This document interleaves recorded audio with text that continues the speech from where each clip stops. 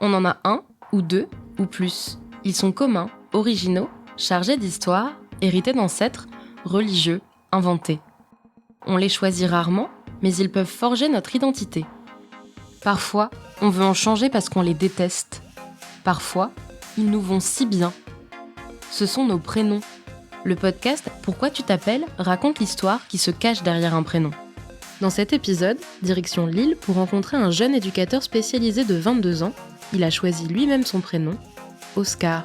O-S-C-A-R. Je suis Oscar depuis toujours. Je me suis rendu compte que j'étais Oscar il y a 2 ans et demi. Et je suis officiellement Oscar depuis août 2019. Qu'est-ce qui vous a amené vers le prénom Oscar ? En fait, c'était évident. Quand j'ai su que j'étais un garçon, c'était c'est Oscar en fait. C'est un prénom que j'ai toujours aimé. Du coup, je me suis renseigné quand même pour voir ce que c'était, d'où ça venait. Mais j'ai rien trouvé qui m'a marqué, qui m'a dit ah tiens, c'est parce que c'est un dieu de la mythologie que j'ai choisi ce prénom. Ça a rien à voir avec ça. Je pense que c'est juste une affinité. Voilà. Après, il y a Oscar Wilde que j'aime beaucoup. J'étais assez fier quand même d'avoir choisi ce prénom. Je trouve ça beau, ça fait enfantin. Enfin, je vois un prénom de petit garçon quand j'entends Oscar et je trouve ça super mignon et du coup. Voilà. Après, mon oncle m'avait demandé si j'avais pas choisi Oscar parce que mon père est alsacien. Et du coup, il m'a dit, ça a une sonorité un petit peu allemande quand même. Est-ce que c'est pas pour ça que t'as choisi ce prénom ? En fait, non, pas du tout. J'ai même jamais pensé, jamais fait le rapprochement. Ça vous a pris du temps de choisir votre prénom ? Pas du tout. C'était logique, en fait. Bon, je suis un garçon, je m'appelle Oscar. Je m'appellerai Oscar, et c'est tout. En fait, c'est assez compliqué, parce que j'ai mis très longtemps à accepter le fait que j'étais un garçon. J'ai eu une longue phase de déni non, je suis non-binaire, mon genre change, mon genre varie au fil des jours, et au bout de plus de 6 mois, je pense, je me suis dit, non, en fait, je suis juste un garçon. Et je me suis pas dit, faut que je trouve un prénom. Je me suis juste dit, je suis un garçon, je m'appellerai Oscar. Enfin, il y a beaucoup de personnes personnes trans, du coup, qui mettent du temps à choisir leur prénom. Il y en a même qui demandent à leur famille de les aider à trouver un prénom. Il y en a qui font des listes de prénoms qu'ils aiment bien pour savoir lesquels ils préfèrent, lesquels leur iraient mieux. Et moi, j'ai pas du tout eu besoin de ça. Donc, du coup, c'est tant mieux d'un côté, parce que je pense que ça doit être long en fait. Ça m'aurait pris la tête, je pense, de devoir choisir un prénom qui me va bien. Et justement, par rapport à votre famille, est-ce que vous les avez consultés ? Pas du tout. Donc vous avez juste dit à vos parents, j'ai choisi Oscar. Voilà, ce sera Oscar. Mes parents n'ont pas super bien pris le fait, je pense, que j'ai choisi mon prénom sans les consulter, sans leur en avoir parlé. Donc je leur ai refait mon coming out. Je l'avais refait à ma maman, ensuite je l'ai fait à mon père, et je leur avais laissé une lettre. Je suis un petit peu parti comme un lâche, j'avais un peu peur, et je leur avais écrit une lettre, et dans la lettre je disais que voilà, moi j'étais un garçon, que c'était comme ça, que ça n'allait pas changer, et que j'allais entreprendre ma transition, que je m'appelais Oscar, que je m'appellerais Oscar bientôt officiellement. Et suite à ça, ma mère, il me semble, m'a dit qu'elle l'avait pas qu'elle aurait préféré du coup qu'on puisse choisir un prénom ensemble. Du coup moi j'y avais même pas pensé. Pour moi c'était pas possible de leur demander de choisir un prénom avec moi parce que le mien c'était déjà Oscar et je pouvais pas changer pour eux. Après mes deuxièmes prénoms, c'est mes 2 grands-pères. Ma sœur a les 2 grands-mères. Moi, j'avais une tante que je ne connaissais pas quand j'avais encore mon ancien prénom. Je leur en avais parlé un soir. Je leur avais demandé, est-ce que ça vous va du coup si je prends Bernard et Nicolas comme deuxième prénom, ou est-ce que vous voulez qu'on choisisse un prénom ensemble Et ils m'avaient dit que non, ils trouvaient ça beau comme geste de choisir mes 2 grands-pères. Est-ce que vous pouvez expliquer ce que c'est un dead name ? Et pourquoi cette terminologie ? Alors du coup, un dead name, c'est le prénom qu'on a à la naissance. Et quand on est trans, du coup, notre dead name, c'est le prénom qui nous a été attribué à notre naissance, qui ne correspond souvent pas à notre genre ressenti. Ça s'appelle dead name parce que c'est un nom qui est mort, on veut plus en entendre parler. Souvent, si on change de prénom, c'est parce que celui qu'on nous a donné ne nous convient pas à notre genre. Et en parler, ça fait mal et ça peut être très violent. Je vais pas vous demander de me dire quel était ce dead name. Simplement, pourquoi, pour vous en particulier, c'est douloureux d'en parler ? Parce que du coup, ça me ramène au genre qu'on m'a attribué quand j'étais à la naissance. Ça me rappelle... En fait, c'est plein de transphobie qui est cachée derrière, peut-être même de la transphobie intériorisée. Moi, quand on me dit mon dead name, du coup, j'ai l'impression d'être une fille alors que j'en suis pas une. Du coup, ça me fait mal et ça amène de la dysphorie de genre. Donc la dysphorie, c'est le contraire de l'euphorie. Et on parle de dysphorie de genre pour les personnes transgenres. Alors il y a pas mal de personnes qui l'utilisent encore. Souvent, ils se trompent. Ou alors ils utilisent des surnoms qui sont en rapport avec mon dead name, pas forcément mon dead name.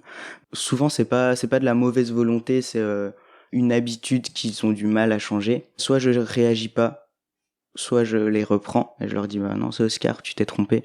Ça me fait mal, mais en même temps j'ai pas envie de les faire culpabiliser, on va dire, et j'arrive de plus en plus à passer au-dessus de tout ça. Et leur réaction à eux, c'est plutôt de la bienveillance, c'est plutôt de la gêne, de la culpabilité justement? Je pense que c'est de la culpabilité qui est cachée sous forme de colère, genre oui bah c'est bon, nous aussi on a besoin de temps, faut que tu comprennes. Et du coup moi j'ai envie de dire que bah ouais, je veux bien comprendre que c'est une question d'habitude, qu'il faut du temps, mais en même temps bah moi ça me fait mal en fait, et c'est ça que j'essaye de leur faire comprendre et qui est compliqué à leur faire comprendre. Est-ce que le fait d'être dans une nouvelle ville, est-ce que ça facilite les choses? Énormément. Franchement, c'est super cool. Enfin, je rencontre des gens et je leur dis juste je m'appelle Oscar. Et c'est tout, ils posent pas de questions. Enfin, déjà, j'ai un meilleur passing du fait de ma transition hormonale. Donc ça aide aussi, les gens se posent pas forcément de questions.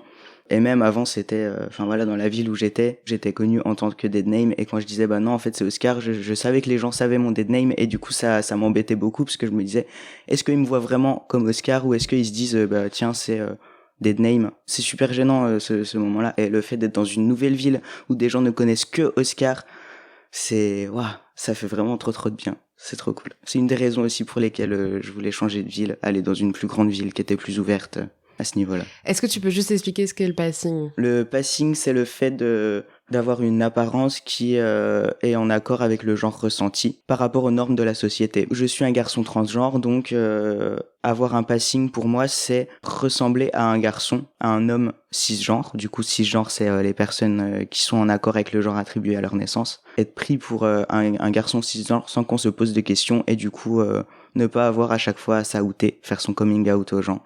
Et leur expliquer que bah non en fait oui ok je ressemble à une fille mais je suis un garçon et parce qu'en plus ça peut être dangereux du coup. Justement, le prénom Oscar, c'est un prénom masculin, c'est pas un prénom mix.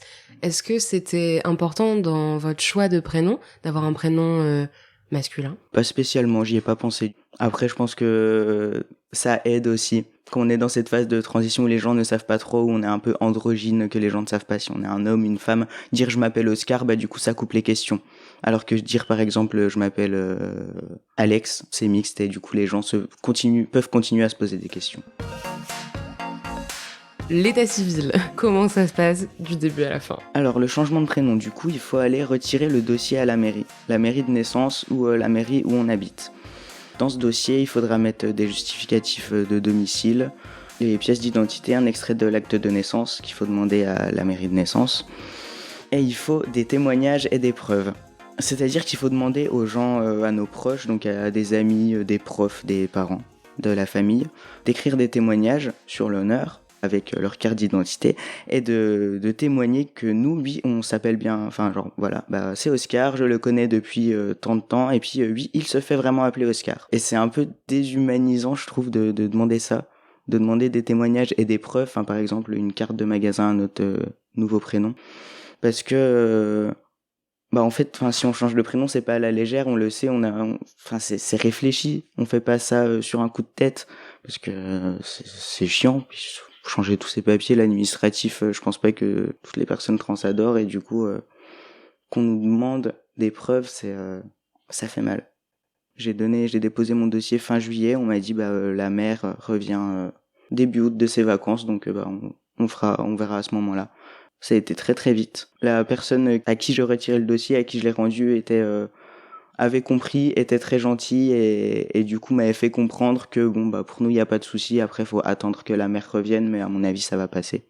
C'était une lettre que j'ai reçue chez mes parents parce que j'étais chez eux cet été pour travailler et c'est ma mère qui me l'a donnée, qui m'a dit tiens t'as reçu une lettre de la mairie, ça doit être la réponse. Et du coup sur la lettre c'était marqué Monsieur Oscar. Donc je l'ai regardée puis je lui ai dit bah c'est bon, ça veut dire que c'est bon.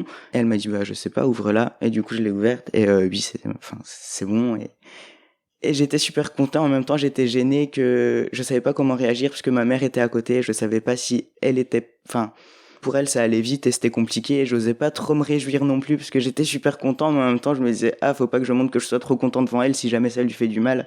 Il y avait ma cousine aussi qui était là et du coup je lui ai dit, elle m'a dit que c'était super. Elle m'a laissé avec ma mère et mon père qui était revenu entre-temps et je suis resté avec eux, je leur ai dit bon bah voilà. C'est bon, c'est accepté, je m'appelle Oscar, c'est trop bien. Il y a eu un petit moment de choc, mais au final, ça s'est bien passé pour eux aussi. J'ai célébré ça plusieurs fois avec plusieurs amis différents et il faut célébrer ça. Enfin, c'était vraiment trop bien et je l'attendais vraiment depuis longtemps. Donc ça fait plaisir.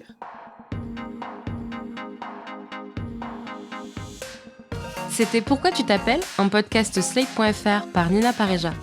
Cet épisode vous a plu ? N'hésitez pas à nous mettre 5 étoiles, laisser un commentaire et surtout à le partager. Retrouvez l'intégralité de Pourquoi tu t'appelles sur Slate.fr et sur votre application de podcast préférée. Si vous voulez vous aussi nous raconter l'histoire de votre prénom, envoyez-nous un email à l'adresse podcast@slate.fr.